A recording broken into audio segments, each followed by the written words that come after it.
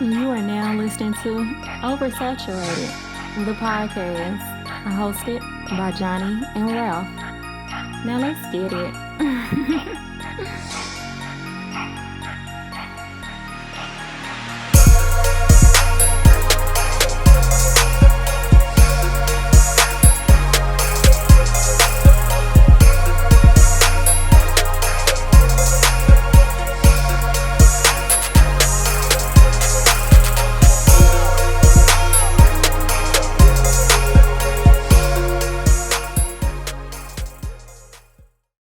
Welcome to another episode of Oversaturated, the podcast where we discuss music, movies, pop culture, and everything in between. I'm Johnny. And I'm Ralph. Welcome to episode number 220. 220. I'm still Rastafari and Ralph this week.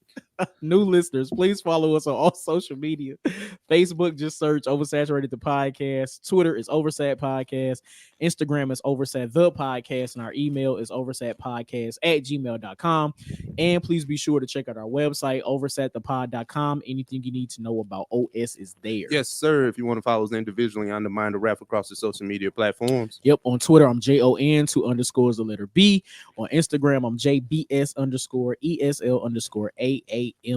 Also, special shout out to WDJY FM 99.1 in Atlanta. ATL. Yeah, man. Shout out to OS Gang down there. Before we get to it, we gotta introduce. We have guests in the building. Yes, sir. You guys first heard them on OS. I think it's coming up on a year. I think actually It's been a year.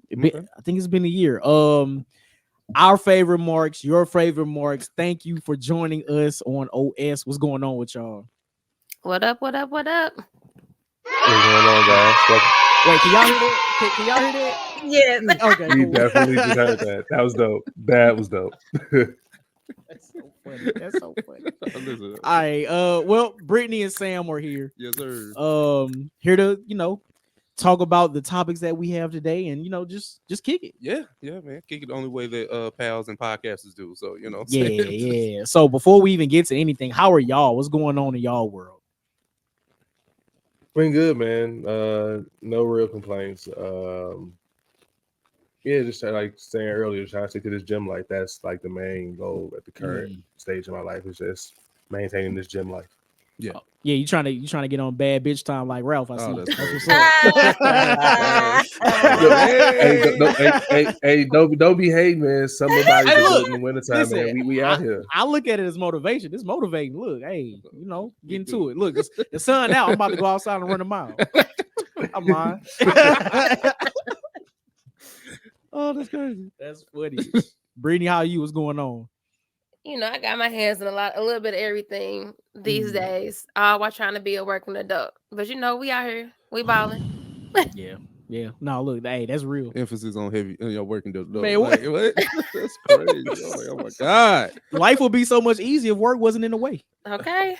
Man. That's right. I know, but everything's good, and in my world, like ain't nothing really complaining about. I mean, same. Yeah, Same. same. Listen, I was sick 2 weeks ago, and I finally feel like a human again. So, like, I'm good. Like, it's great. I went and got a haircut. Felt like Superman. Oh, you feel like a whole new man. You know how that can go. Talking about us on bad bitch time. Look, you out here getting fresh cuts and stepping outside. He had to mention the haircut. He was like, "Oh, Hey, man, Right. The great transformation after being sick. It's crazy. It's looking rough out here, man. Looking rough. All right, man. What we getting to it? Yeah, let's do it, man. Off the dome. Off man. the dome. You want me to go first? I got it. You got it. All right. One gotta go movie edition, comedy movie edition, right?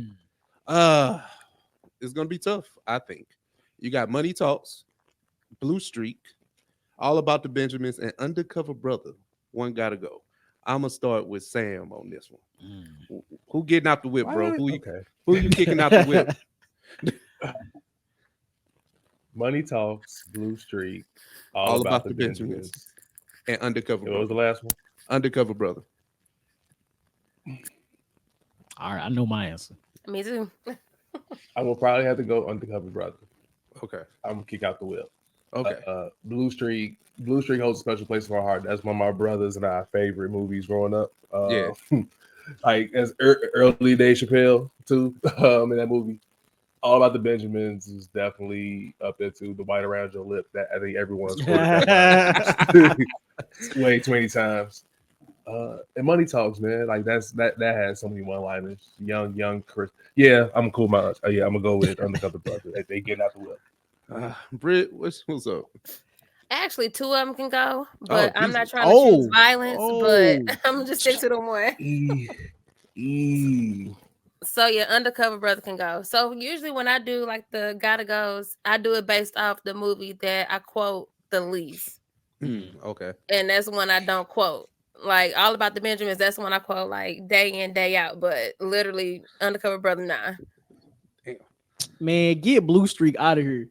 That's the other one I Get had. Blue That's the Streak other one out I of had. here. Listen, Sam, I understand you have sentimental values when it comes to Blue Streak, and that's cool. But you can get that out of here. I love Undercover. I used to watch Undercover Brother every week in college. I got that mug on DVD right now. Like that's my jam. Like what? The scene where Eddie Griffin was with the white girl that was playing the acoustic version of the thong song, bro. That come on. No, Undercover. That's my jam. You can get Blue Streak out of here. Get Blue Streak out of here. Just for the sake of argument, I'll just be different. I'm gonna pick All About the Benjamins, right? Listen, I was Undercover Brother too heavy. Like anything with Dave Chappelle in there just being like he get to go, like he get to just say stuff. Oh, bro, like that's different. So Blue Streak that is true. Because Dave got away with a lot. Conspiracy Brother alone. Conspiracy Brother. Right. Yeah, he was going crazy. Like, I mean, if I get to keep any like Mike Epps, Ice Cube joint, I can keep other two. Like, I mean, I don't have to have All About the Benjamins. That's just with all due respect. Like, you know what I'm saying? Like, so, and then I think arguably Money Talks is probably my favorite Chris Tucker film. Like, I think it's his best film, honestly. But you know, that's neither here nor there. Because Jackie Chan don't act. So I know people want to say Rush Hour, but fuck all that. Charlie Sheen is an actor. All right, I'm done. Don't be hating on my favorite trilogy of all time. I didn't say that was wrong with it. He can act, he just can't speak English that well. That's all. That's all it is. I mean, no, that was funny though. All right, so for my off the dome, I'm going back 20 years. The year is 2004. These three movies came out in the same year, and I want everybody to rank them. All right. Okay. Here we go. You Got Served. Well, we know what's the last one. Okay. All right, cool. White Chicks. Okay. And Soul Plane. Wow. Okay. Okay. That's not. It ain't terrible, but it ain't like all of them are enjoyable, terrible films. Okay, cool. That's right. I was like, okay. Brittany, you go first. So you said White Chicks, You Got Served, and Soul Plane. Okay. Yeah. Should I keep my Bites hat on for this one? This is your answer. It's on you. You Got Service first. You have to understand, Johnny, you should know this. You know, I was day one B2K fan. I was there the premiere weekend for that movie. You Got Service number one on my list. I'm not, no. It's fair game with the other two. So I'm gonna have to go by the one I quote both of these movies a lot.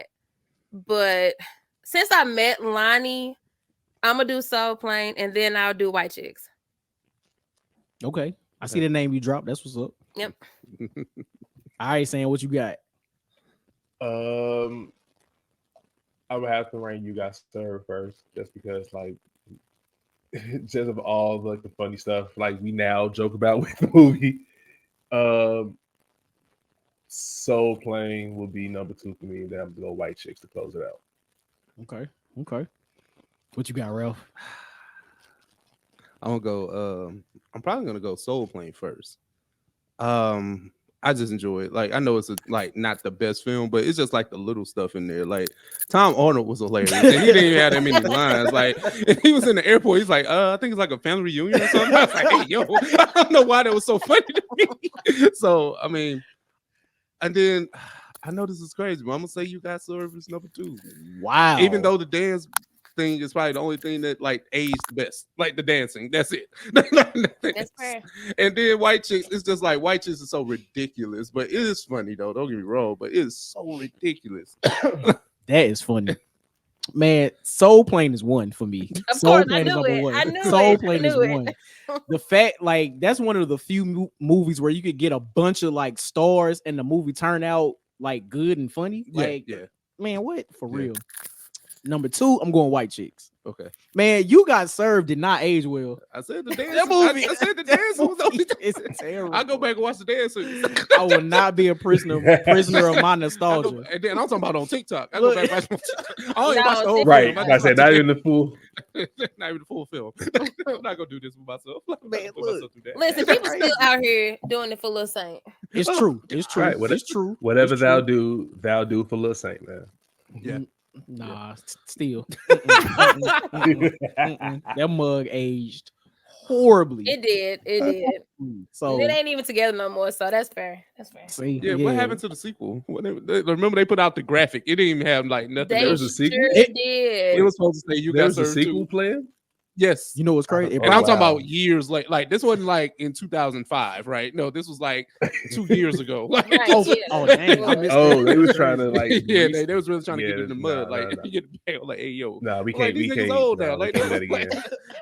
They were supposed to be in it. If Omarion is still out here street dancing 20 years later, that's crazy. Like I was just saying, like he's Something. supposed to be at least a should've sold- choreographer at this point. Like you know what I'm saying? Selling the He fake should have pack. sold drugs. Then if he's still out here dancing in the street, he should have just sold the drugs. Then that was the case. Like, should have been a street dude. Like, Damn, what was? that was gonna be the male like- version of Honey. Yes. Yes. He said he should have sold the drugs. Should have sold the pack. Real talk. You'd have been kingpin by Like, now. if you out here battle dancing in the street 20 years later, like your joints ain't the same no more, man. You can't be out here popping and locking and trying to glide across. You ain't like, you ain't turning one into a side of- teacher. one slide across. Like that's crazy. But no, people, that was off the door. Hey, Hey, one you gotta can't go wait. movie. Like, I'm sorry. One gotta go movie edition. You got Money Talks, Blue Street, Undercover Brother, and All About the Benjamins. Tell us which goes. Yep, and then rank these movies from 20 years ago. You Got Served, White Chicks, and Soul Plane. Let us know. OS Family Gang, what's happening? We got your favorite Marks here in the building, Sam and Brittany with us, and we just got a few topics we go run through. You know, they might throw something in the pot. We got some, but we go see how this turns out. For sure. But since we got, you know, like everybody's here is a Michael Jackson fan, but we have two Michael Jackson fanatics on the stream today. And I would like to ask, like me and Johnny have talked about this, but I want to get Brittany's point of view on the upcoming Michael Jackson biopic coming out in 2025. There have been at least 3 major casting announcements. You have, you know, Jafar Jackson playing Michael Jackson. You have Nia Long playing Mama Jackson, Catherine. Right. And then you have Coleman Domingo playing Joe Jackson. So, Brittany, what do you like? Does any of those castings like heighten your excitement level for the film, or what? So, once it was announced that Jafar was going to play Michael, I was like, okay, I'm cautiously optimistic. So let me just see what's going on. Let's see what more they tell us, and then I'll make my decision going forward. Yeah. But it wasn't until they posted that picture of Jafar as Michael from the Bad era. I said, oh, I'm all the way in, hands down. Like, how do you literally take that era and literally look exact like the wig, the shirt, everything looks like Michael? I thought I was looking at Michael. So I'm super excited. I cannot. Me and Johnny, we may have to go together. We Open the weekend. Open the weekend. You might go see that shit twice. I'm super hyped. I cannot wait. Like, I'm definitely sold. I cannot wait to see how they tell the story of Michael. Because I feel like any type of rendition we've had, we won't even talk on Flex being slapped with baby powder, but I just feel like that never happened. I feel like he's owed a story. Like, he's been gone for what, 15 years, something like that. Has it been 15? 2009. Yeah. So yeah, I feel like it's. I know, right? I feel like it's long overdue for Michael to finally get a story, and I think they're gonna do him justice with this one. So I'm definitely excited for it. Yeah, we on our last episode we talked about like trailers that we thought were just fire. Now we haven't had a trailer for this biopic yet, but just from the pictures alone, like definitely piqued my interest, got my excitement up. Like it's crazy what they've been able to do with him in that character role. Like just from stills alone, just from the pictures, it's insane. But we gotta ask y'all: Did y'all hear the song that dropped? Did hear Unfortunately, So Brett and I discussed this also because I definitely hit her up too. I'm going to say I sent Brett the trash. She was like, not a fan. I was like, wait, what? I'm not a fan.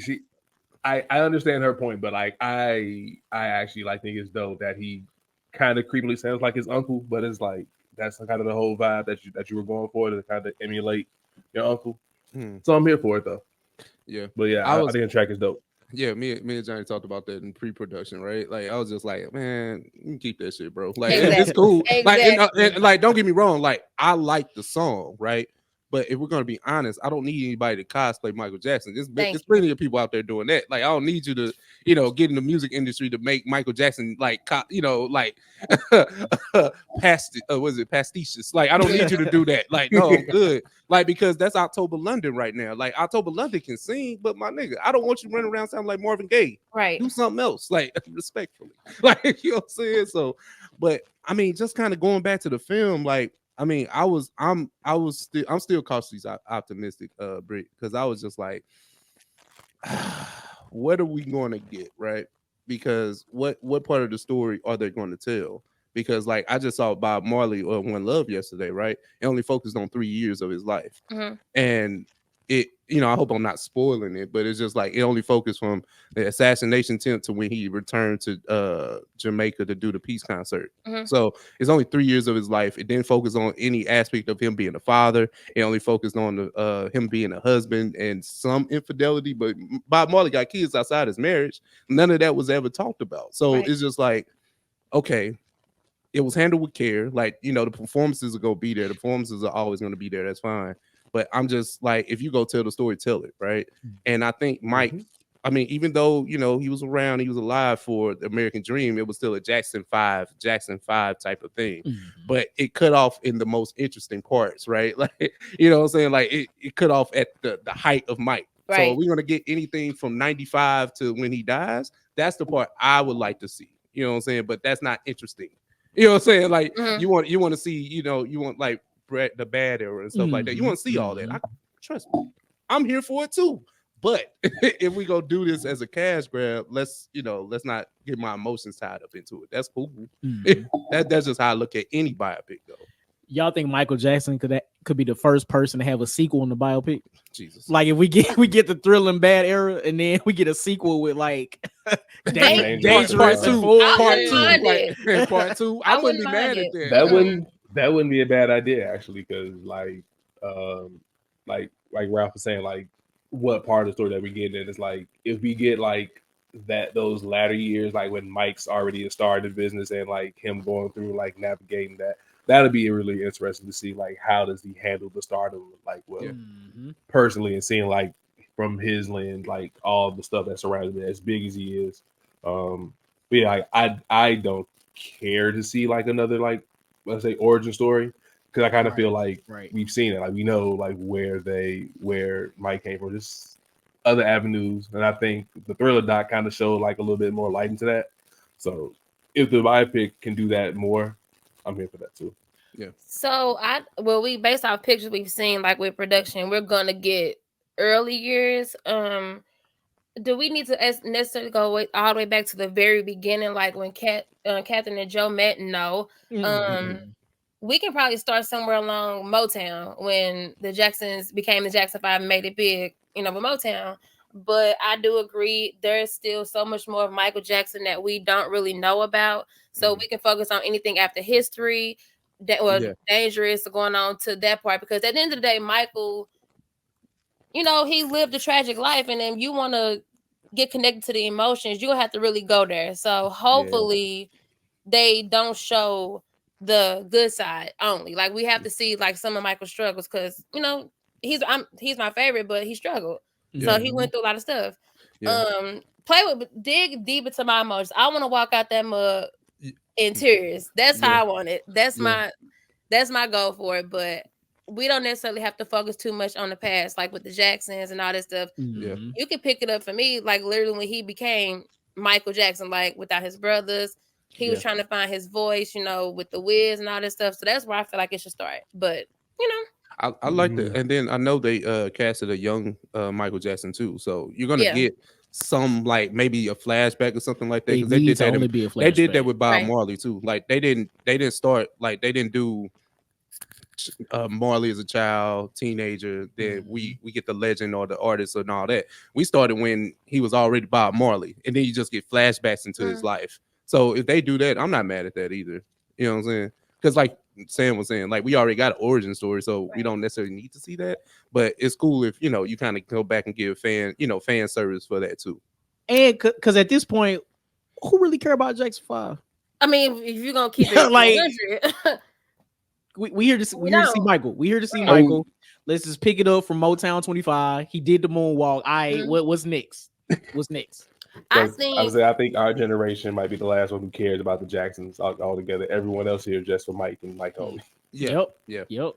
So I think the best way to do it is to do how Ray was done. Like literally, Ray started, when he was young, but they kept doing the flashbacks. Like his upbringings to what happened when his little brother died, to how he got blind and stuff like that. So I would like it like that. But we pretty much need to focus on adult Michael because we already know little Mike already. for sure. Facts. For I agree with that. So Brittany brought up a good point. So all this Michael Jackson talk, right? Let's just get into some of our favorite Michael Jackson albums. And I think let's just start with what's everybody's favorite Michael Jackson album right now. Who want to take it first? Yeah. Today, right now, I would say Bad. It's probably because I played it recently, so Bad will probably be the one that I would say today. Like obviously, it's like there's no Bad Mike album per se, but Bad would be the one I would say today is like my favorite. No, I agree with Sam. Bad, because I think you just get a full range of Mike Pauls if applicable, but you just get the like it's. I know it was kind of crazy. It was kind of crazy. I gotta use that. I have to use that. He dropped it. I'm like, wait, what did he drop a pause in there? Like it kept going. Like pause. It was kind of crazy, but but I mean, you get a full range of what Mike could do. You know what I'm saying? The songs, the arrangements, the hits, like you know what I'm saying. Like I just I would say that's my favorite. Oh, that's what's up. What you got, Brittany?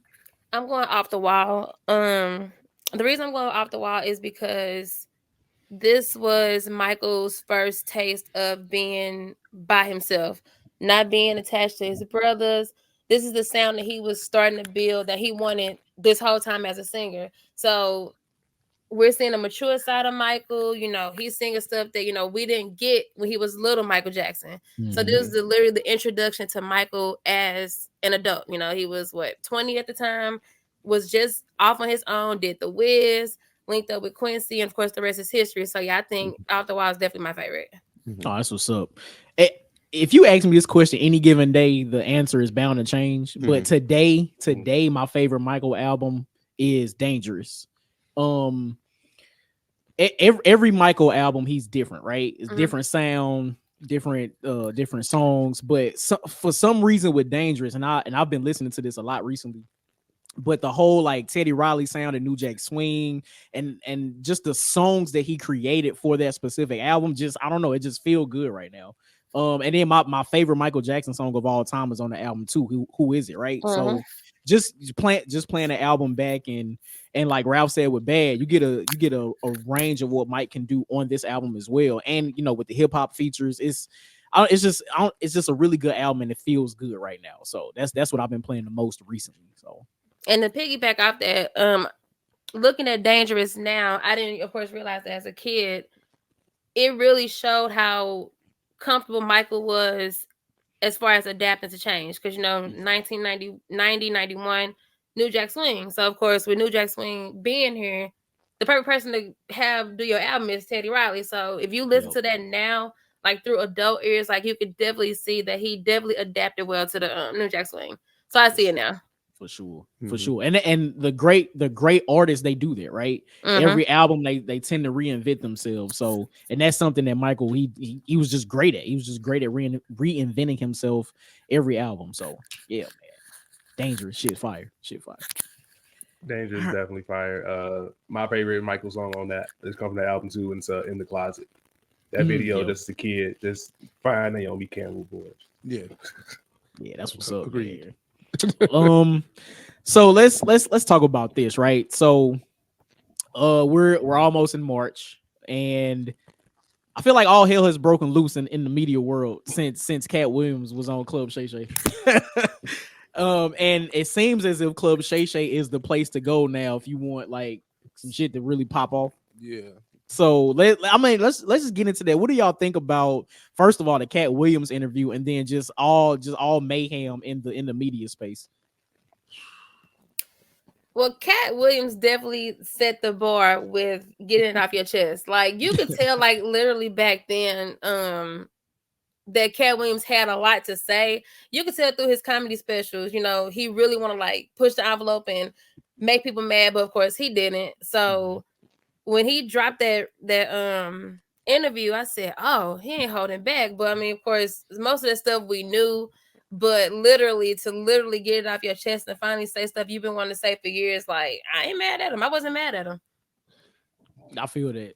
Yeah, I was never upset Yeah. with Cat. Yeah. I think people were just like upset with the response to it, right? And I mean, like our responses, like people were just like, "Oh, everything Cat said was true." So people are upset at the reaction in that space, right? Not upset with Cat Williams. I mean, we know Cat to been this guy the whole time, so I'm not upset at Cat That's Williams true. for being Cat Williams, right? That doesn't make sense. Like I can't be upset at you if you've always been this person. Right. Now, if he went up there talking tough and that was never him, I would have had a complete problem with that. Yeah. But Cat Williams went up there and did Cat Williams thing. So He gonna drop Yeah, you I'm some like, quotes all about throwing shade. So yeah, I mean, it's him. yeah. Yeah, I'm confused too as to when Club Shay Shay became the altar for everybody to lay all their burdens down because it seemed like everyone decided just to go on there and just like you said, get it off their chest and just say how you really feel. With Cat personally, like you said, like Cat was doing Catty, like this is what Cat's done his whole career, just call it like it is and unapologetically be him about it. Everything after that, like with the Monique interview, trying to think who else was on there. Even like we talked about like the Mike Epps beef he had, like all that stuff. Like I don't know like when all this started. Like I was listening to like Club Shay early on, and it used to be like dope. It's just conversations that he would have with people, and then it's like all of a sudden this year became the year for everybody just to like fire shots at everybody.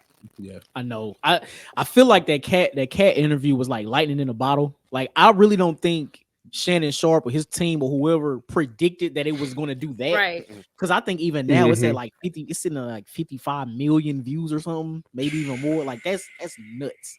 That's nuts. And because that has become because Club Shay Shay has become such a polarizing platform, I think it puts the radar to people like, oh, he's popular now. I could go at him. Let me go at Shannon Sharpe because he's the person that everybody has their eye on, right? And I think that's where we get the beast with Mike Epps and Corey Holcomb and all these other people. I think even Eddie Griffin said something about Shannon Sharpe recently. So I think he's just because of that lightning in the bottle moment. I think everybody is like, okay, first of all, you got all these people wanting to go on there and lay their burdens down, like Sam said, right? But then you also have everybody else in the media starting to shoot at them because they can get the visibility. Yeah. And Shannon's an athlete, so he don't really have like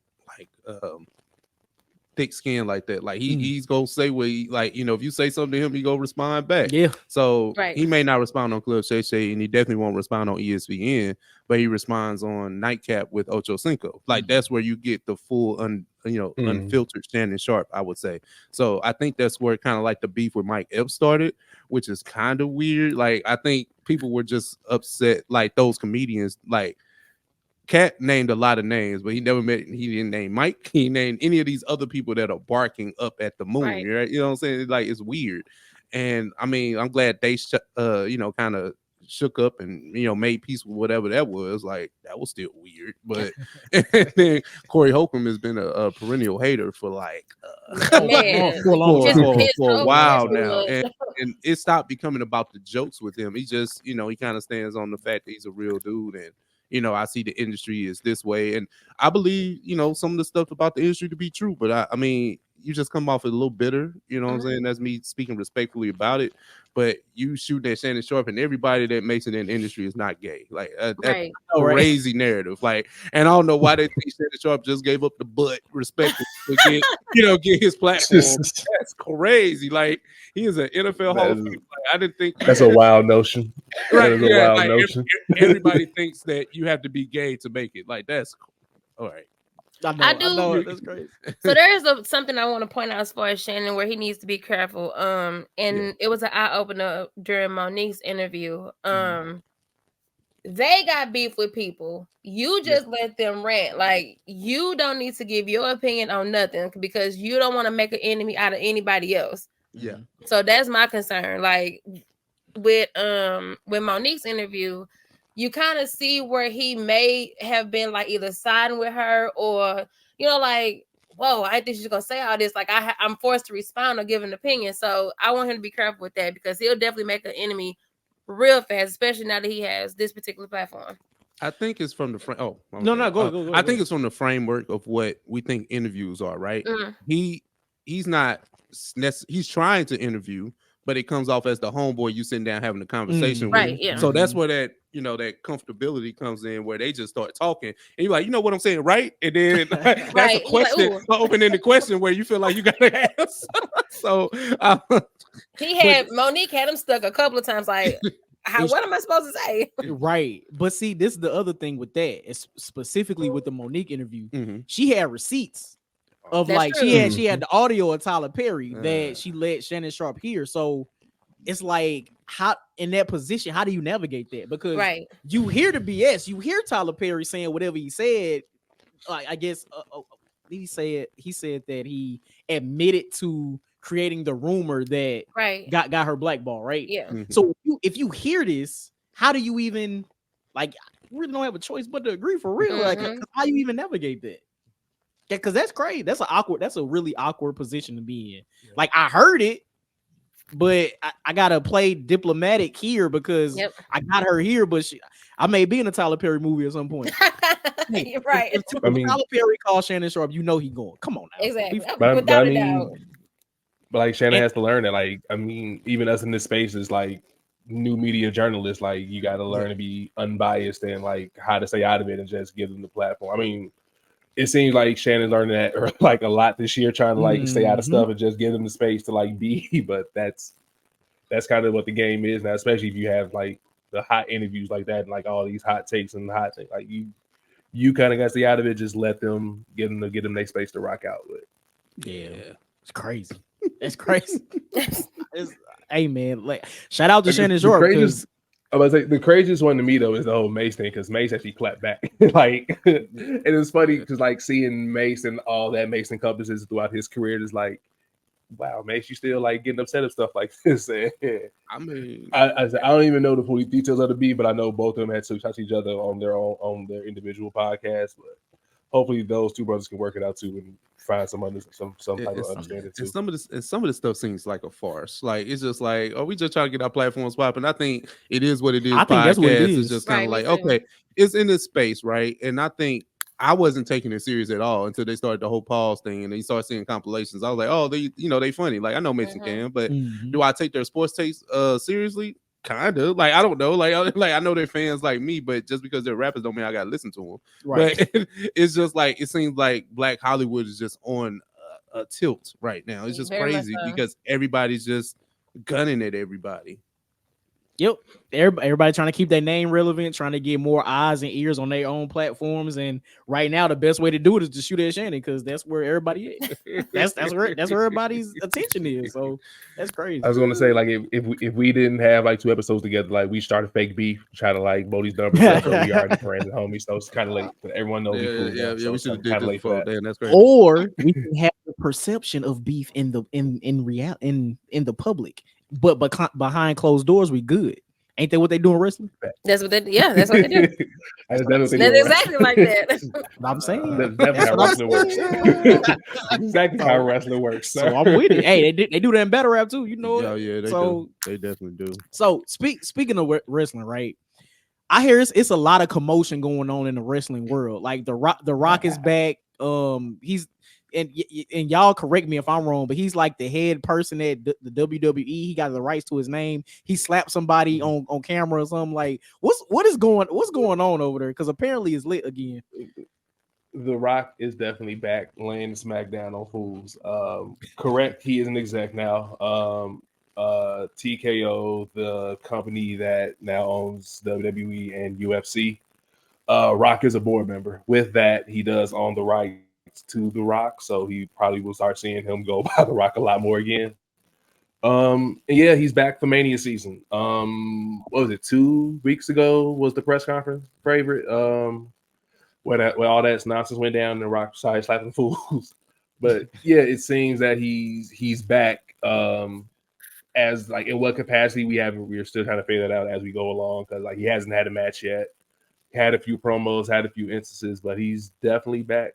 Seems to be investing in his character. Back into Versace stuff. That's what I like. Versace, clean Versace vest.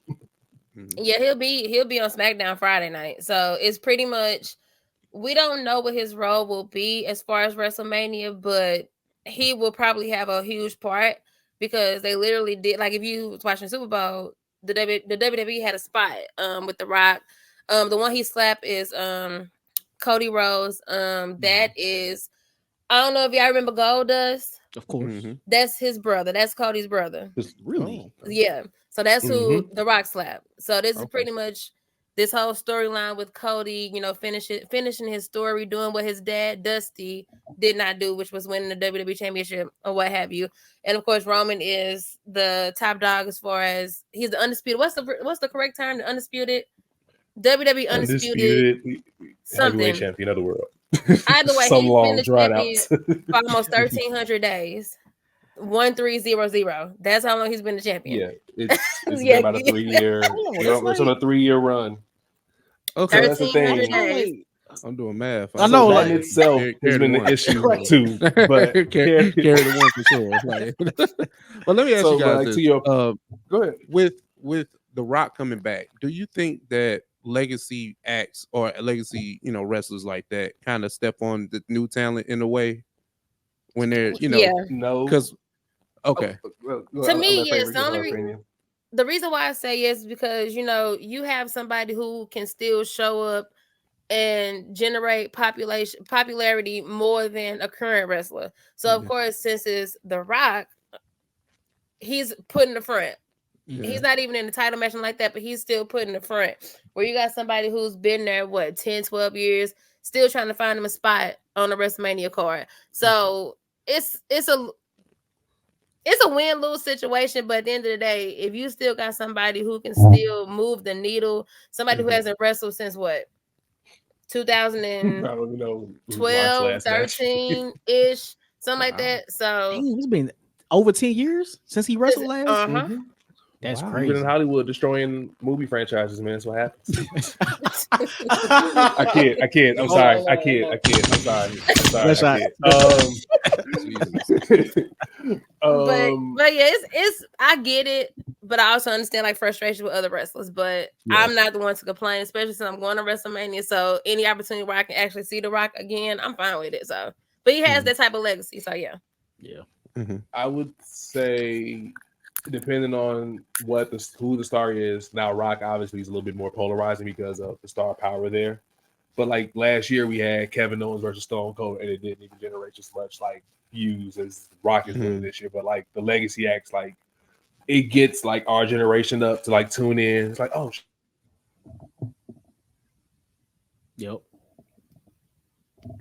I know it. But yeah, to add to that, because I know he was great. So it literally brings back the old fans. Like you have people like, for example, you got people who have been fans since 2000, 2001. How come you ain't tell me The Rock was here? How come you ain't tell me The Rock's back? Is he getting ready to wrestle? I'm like, maybe. I don't know. But that last promo he did was legit like old school Attitude Era Rock. So like he's literally restoring the feeling for some folks who used to be fans. Like, Brittany, where I start? How can I get back into this? I'm like, I'm glad you said that, because you can. There's literally a YouTube video that the WWE put out with this whole storyline. So if you want to get into it, you can actually go on YouTube and watch it from beginning to where they are now. Oh, that's dope. Yeah, that's fire. If you That's want to fire. understand. So But yeah. now, Sam, finish your point though, bro. I got my whole point. Oh, as far as like, because like to Brittany's point, like yes, like when the stars when like our stars do come back, they do kind of take someone else's who's trying to up and come WrestleMania spot. But in the grand scheme of things, though, it is benefiting the product better because it is drawing like those outside eyeballs who don't really like watch in religiously as we do. So like I've had several people say like, oh, I may get back in, especially with like Raw coming to Netflix next year too. Like people like really like asking more questions. That was like, so I can watch live now. I'm like, yes, you can watch live. It's on Netflix. It's gonna be weird not having Raw on TV, but it seems like they're gearing up to just embrace the streaming world and really go gung ho with it. So it's a new way to watch wrestling, man. A new way to consume it. I want to come back to that, so let's put a pin in that. But I want to ask y'all, what's the likelihood of The Rock actually winning WrestleMania?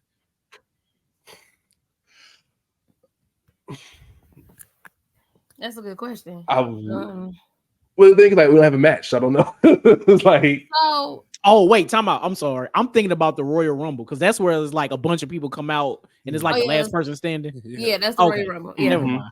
Has that happened already? Yeah, back in January. Yeah, it's happened. That's what Cody won. So Cody won that back in January and was set up to face Roman Reigns at WrestleMania. So as of right now, that's the match that we're getting at WrestleMania: Cody Rhodes versus Roman Reigns. But The Rock, it looks like The Rock is stepping on that, right? Like that, it's a possibility. He's involved somehow. He has his hand in it, but like that little has been revealed. That's now. So there's this whole bloodline thing. The Rock and Roman are cousins by blood ritual, not like blood, like legit, like my dad and your dad are brothers, so we cousins, not like that. They're cousins by blood ritual. So it's been this whole bloodline story for almost 2 or 3 years, and we've always said since Roman is pretty much the tribal chief, that's his nickname in the storyline. So we pretty much said eventually The Rock is going to have to come because he has declared that he is head of the table. So that's pretty much where this go. Okay. The Samoan heritage, because of course The Rock is Black and Samoan, and then Roman is Italian and Samoan, so they literally have the same like lineage. Because literally during like the press conference, you had like the tree, the family tree, how The Rock is connected, and then you see because Roman's dad was a wrestler, his cousins are wrestlers, pretty much the whole Anna White family pretty much wrestle for the most part. So it's pretty much like who's literally the head of the table, and that's what it's gonna come down to. So that's pretty much why The Rock is here now. The WWE writers is cooking. Oh yeah, like they cooking. That's crazy. I mean, this has been what a 3-4 year story, and like that's what's really most compelling about it. Like we haven't got like a story of this magnitude that's been this drawn out, this heavily involved. It's like now it's just involving like The Rock. Like you haven't get into like the past couple years where it's like Rikishi's sons have been like involved because they're a part of the Anoa'i family as well too. Like they've been involved in this whole storyline and like a back and forth there. It's literally been like a family feud, so to speak. And like it's just another chapter in the story at this point. That's crazy. That's what's up. No, yeah, definitely. So going back to the Monday Night Raw being on Netflix. So that's something that we talked about on this platform. And from the outside looking in, because we're not really engulfed in wrestling culture like that, I guess it seems like a good deal for the WWE, but a terrible deal for was it TNT that is on or TBS? USA. Look, I'm all off. So it's terrible for USA because I feel like Law and Order SVU. That's it. So SmackDown is moving to USA in January 2025. Okay. So that's going to fill in the spot for Monday Night Raw because with the relationship with Monday Night Raw and USA, that's been around for years, decades, long time. Yeah. So back when I was watching, right, exactly. USO, yeah. Yep. So that's pretty much the trade-off. Because SmackDown is on Fox, which is basic TV, but it's going to USA because, like I said, USA still needs that cushion to bring viewers to the network. I feel like that was like wrestling or Raw was the anchor for for USA. Because I mean, Right. outside of Law and Order, like, what else are people going to USA to watch? Exactly. Yeah. So Yeah, it's a and at least on the outside looking in, because like me and Johnny can at least equate this to battle rap, right? Like when you start putting something that's kind of niche behind a paywall, and you still need something that has a casual fan kind of tune in and out. For whatever reason, some people still don't have Netflix. Like, you know what I'm saying? It's mind-boggling. And so how do you still grow the wrestling sport without the casual fan? I mean, now that you gave me clarity on the SmackDown, but still, Raw is the flagship program, Right. and that's movie behind a paywall, and that's where you get your big payoffs at before any major pay-per-view. So it's like, how does that work? And I'm asking a hypothetical, you know what I'm saying, but it's just, I know the casual fan still matters in something, like, even though diehard fans are going to follow wherever. That's a good point. Mm-hmm. I didn't even think about that. I think for that it's pretty much like a wait and see to see as far as like how that first quarter viewership would do on Netflix. With SmackDown, I think they may have, because SmackDown is 2 hours, so okay, they may have to add a third hour on SmackDown just to keep that, I don't know the right word to say, but to keep that ball rolling and to keep the fans invested, at least on USA. Yeah. But that's a wait to see situation as far as how people respond to it. Yeah. But then again, like you said, everybody should have a Netflix account by now. Whether you got somebody password or access to one. Everybody should have Netflix access to one. Yeah.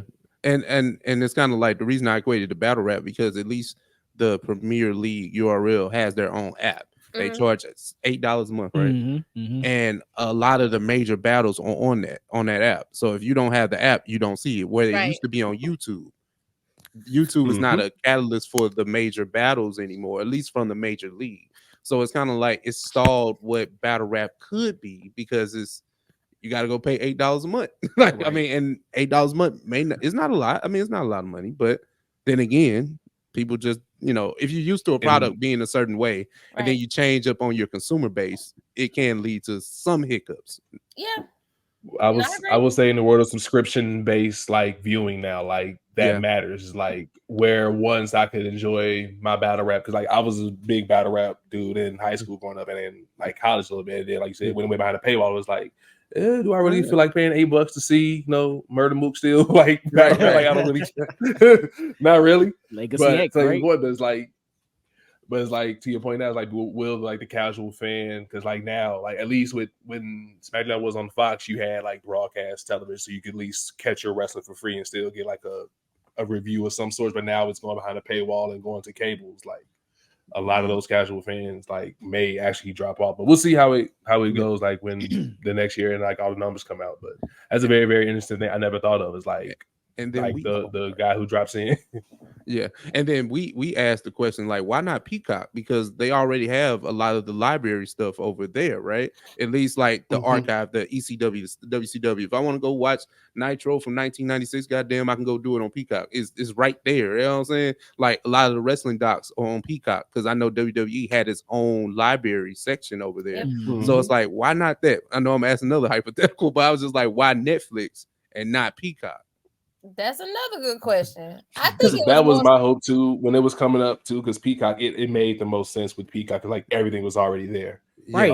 I don't know if they convert the library over to Netflix. That seems like a lot of labor to convert everything over to Netflix, especially after like when the WWE app was the first iteration of like, or WWE Network app, like the first iteration before Peacock that had all the content. But now with Peacock doing that, it's like it'll be interesting to see what they do with that going forward. Like, I think isn't the Peacock deal up next couple years too? So like I think they have like another year or two left. So pretty much, even though Raw is going to Netflix, as of now, Peacock will still have all the classic stuff. They just won't do. If I'm not mistaken, I want to say as of now they're still going to do the pay-per-views as well. Don't quote me on that. But only thing going to Netflix now is Raw. Okay.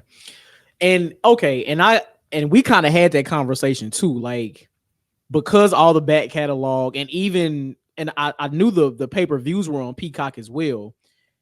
I can foresee if this Raw Netflix deal goes well, when that Peacock contract is up, I can see them moving all of that stuff over to Netflix. I can see that happening. It makes sense. Because even there are a demographic of people who don't have Netflix accounts still, but even less people have Peacock. Right. So I can see them if this Raw deal goes really well, I can see them moving all of that stuff over to Netflix. And Netflix has been testing out their live streaming stuff for like the last couple years anyway. They just live streamed the Screen Actors Guild Awards last night. So and it worked. It was cool. It was great, right? They're doing their live streaming tennis next week. Like they've been doing a lot with live streaming. So I think they're gearing up to get into the live streaming space in the coming years. And I think the WWE may be a big part of that. Just from the looks of it, just from the optics. So I mean, as much as they pay for it, they better be. I know, right. I'm gonna say billions of dollars. It got to be right. This gotta hit. That's a big. And then there's somebody that watch, and then there's somebody that don't watch wrestling. I bet not. Like my Stranger Things better not crash. Monday Night Raw is going. Like I better be able to watch both, or like you know what I'm saying. Like I don't need no smoke. Like one better not suffer because of one. Yeah, I know. Look, all the other shows talking to Raw, like, look, don't come in here making no noise, man. Don't come in here cause no trouble. We had a good thing going over here. All the WWE traffic. You know what I'm saying? That is funny. All right. So last topic I have, unless y'all have something else. Brittany, we want to talk about you being a contributor to the website Audio Fix. So first of all, congratulations on that. Thank you. That's fine. And to the new and hold on. Hey, fuck out of here. Man, what? Somebody said something crazy. Yeah, gunshots over there. One article in particular that you wrote. Oh my God. Uh-oh. I don't know if you know where I'm going, but I think I do. You wrote an article ranking Ah! Usher's albums from worst to best. Oh, we getting into it. You know what? I you know what? I knew Brittany was gonna do some bullshit. I looked past that article. I didn't even want to look at it because I knew she was gonna say something crazy. I didn't even look at it. And Brittany, I support you. You know it's all love here, but I was like, nope, you ain't finna trick me today. No, we ain't doing this today. You not gaslighting me. I knew that. I gave a disclaimer. You did, I did. So we here now. Stand on it. See, we starting at number 5. Okay, we going from number 5 to number 1. Okay. Number 5, we have My Way. Okay. Number 4, Here I Stand. Number 3, 8701. Number 2, Raymond versus Raymond. And number 1, of course, is Confessions. So number 1, of course, whatever. But oh my God. Number 2, you have Raymond versus Raymond above 8701, Here I Stand, and My Way. Yes. And My Way. What's up? What's up, Sam? What's up? So I had the same stance you did. I'm gonna come to my touching part of defense. I had the same exact stance you did when I first read it. And I actually went and played Raymond versus Raymond for like 2 days straight. My favorite wasn't wrong. Oh, like Raymond versus Raymond, she was not wrong. Like Quiet as Kept, like Raymond versus Raymond has some gems on there. As a totality of a project, like it really does have like some bangers on there. People probably did listen to or really, really resonate with, but it's there goes as far as the catalog, because I always wrestle with 8701 versus Raymond, but I agree with my favorites list and I stand by it. I support her list. Well, Ralph's favorite Usher song is on there. Oh my God! So that's your favorite. That's your favorite Usher song? No, I'm trolling. I'm say that's the one you'll go with. Of all the Usher songs, right? Like, oh my God, no, that's up out of here. So, what's your 5, Johnny? So Confession was the only one you agree with? I just don't agree with Raymond versus Raymond. That's it. Right. Maybe we move that to the back or something. I don't know. Really? I think, oh my God. And I can see why this is my first time hearing it, right? So I'm not totally upset at it. Like, because I know Raymond versus Raymond is a very mature album compared to the content that you get from Usher, right? 8701, like I know our nostalgia holds us to it because Usher went on a 3-album run, right? And a lot of artists don't get that. Them 3 albums in consecutive order. They don't get that.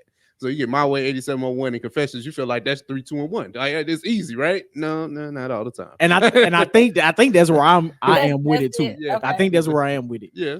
So I don't know. Just reading through it and seeing that at number 2, I was like, I just dropped like, okay. Okay. So maybe I need to be like Sam and go play it back for 2 days straight. And maybe my that's your I would homework. change. Literally, Listen, first of all, 8701 actually could have went lower, but the only reason why it is where it is because My Way, if I was a teenager when that actually came out, it probably would be high on my list. But being that we was 9, yeah. I think My Way is actually better than 8701 because it's more concise.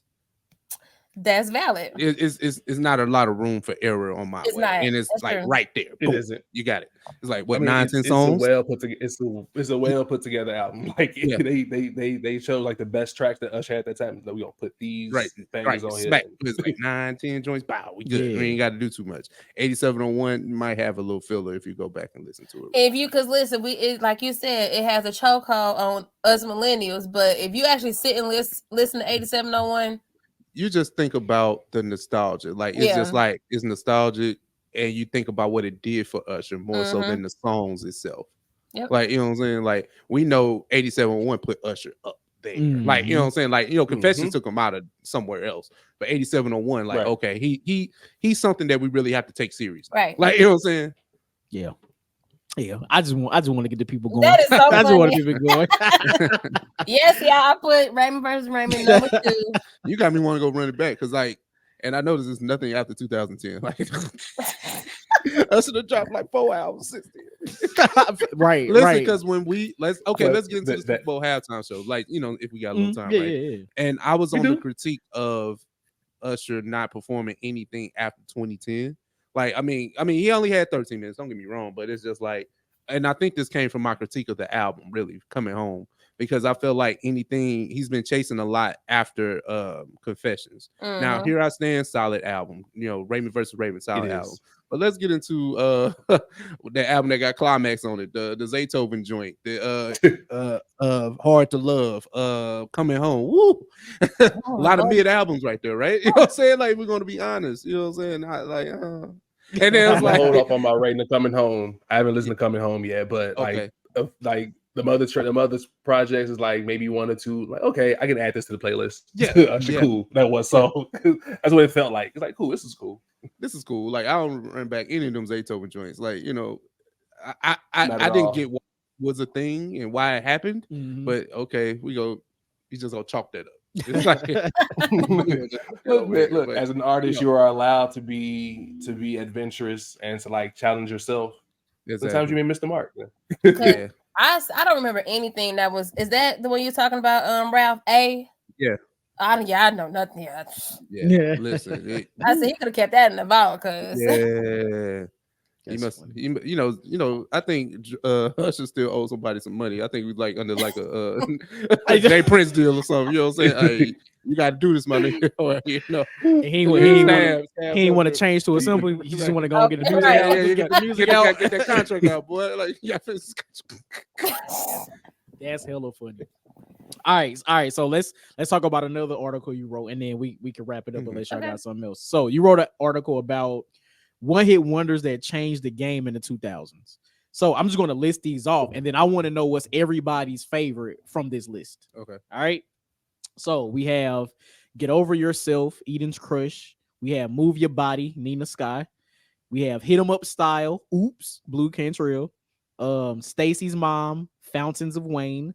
Pop Lock and Drop It, Huey. I Try, Macy Gray. 1,000 Miles, Vanessa Carlton. He Loves You Not, Dream. Lean Back, Terror Squad. Who Let the Dogs Out, Baha Men. Favorite one-hit wonder from the list. Sheesh. I know. It's a wide range of artists and genres there. So that's dope that Brittany did that. For sure. I'll just give something out of left field, and I'll say Nina Sky, right? Mm-hmm. Because the dancehall sound keeps coming back around, and Mhm. as worldly music makes it mainstream, especially here in the U.S. You know, the Burna Boys, the Tims, any of those artists like Tyler, like you know what I'm saying, like you keep getting artists like that. So I'm cool with the reggaeton, dance hall, all that stuff. So bring it over here. I love it. Yeah, that's what's up. I'm going 1,000 miles, Vanessa Carlton. Even before White Chicks, like this was the jam. This was the jam. I still don't know all the words for real, but you can hum along and sing like that's my joint. That piano be hidden, man. Man, what for real? Exactly. That's honestly my pick too, because I've actually heard like a rap track try to flip this. Didn't really stick the landing, but I appreciate the effort. But that speaks to like the crossover appeal that it had, like, and it hit us, and it hit our culture the way it did, that we decided to try like, can we rap on this track? And someone tried to. But Vanessa Carlton, 1,000 Miles. I think everyone knows that when it comes on. And it feels good. The song feels good. It feels good when you hear it. So man, shout out to her, man. What you got, Brittany? What's your favorite from the list? Well, I have fun right now because most of my articles, I write literally off the dome. Like I just do my research for like the paragraph purposes. But I think from that list, I'm gonna say Nina Sky too, only because I was just super impressed. I'm a twin, so when I see other sets of twins doing whatever, I mark for them. So I just knew that Natalie and Nicole was literally gonna like be big, which they weren't, but still at the same time, they contribute to the one hit wonder with that song. Like I literally still listen to that song today. It's on my workout playlist. So Nina Sky. Okay. First of all, did y'all hear her say she write these articles from off the dome? This is from knowledge that she got. She said y'all other writers ain't nothing. Yeah, talk about it. So man, shout out to Bree. Hey man, tell these other bitches they can't keep up. Period. Hey. Nah, that's what's up, man. Look, we want to thank Sam. We want to thank Brittany for hopping on the podcast with us. Leave the people with where they can follow you guys and also listen to you all's podcast as well, your favorite marks. Okay, so as far as personals, you all can follow me on Twitter and Instagram, both B Ray Jones, BEERAY Jones. As far as your favorite marks, you can catch us on Instagram, your favorite marks, spelled all the way out. And on Twitter, it is your fave, FAVE marks. So make sure y'all follow us. That's what's up, man. I am the Sam Boogie across all platforms. THESAMBOOGIE. Yes, sir. Yes, sir. Ralph, episode 220. Anything left for the people? Yes, 220 now down in the books. This is Rastafari and Ralph. And when you see the link, you better share it because OS is for the streets. You see one reggae movie. Anyway, that's episode 220. We out. Peace. Oh, that's funny.